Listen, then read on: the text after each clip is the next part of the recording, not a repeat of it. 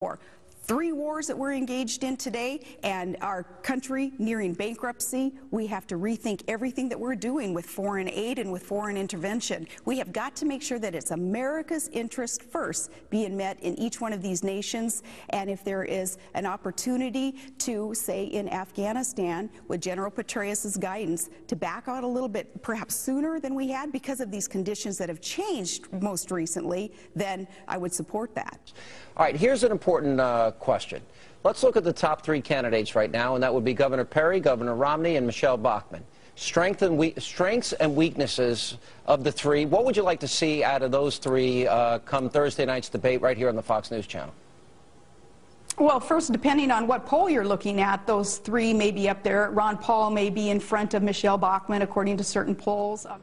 Well, again, I think that there's a lot of inconsistency and murky foreign policy coming out of this White House. And, you know, you got to hand it to Ron Paul. Whether you agree with everything that he says or not, at least he is one there in Congress trying to make our president stick to the law and understand that Congress does have a role to play in these foreign policy decisions that are made. And Ron Paul, I think, has hit the nail on the head when he's come out and said that Obama had better be careful when he interjects himself and our country in other nations' business.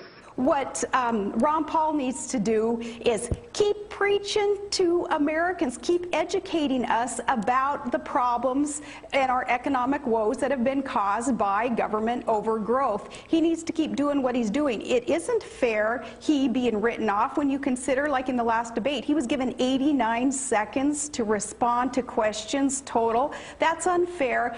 The GOP had better not marginalize Ron Paul and his supporters after this, because Ron Paul and his supporters understand that a lot of Americans are war-weary and we are broke, and he has reached these constituencies who are very concerned about the solvency of the U.S., and he has proposed solutions with his austerity measures that he'd like to see implemented. So the GOP had better listen to what these Ron Paul supporters are saying, better work with them. His domestic spending issues are absolutely right on. He's the one that I think Americans need to listen to when it comes to dealing in reality about this bankrupt path that we are on. So Ron Paul's endorsement, not saying he won't get the nomination, but in case he doesn't, who it is that he chooses to endorse will give us a clear indication of who is on the right path.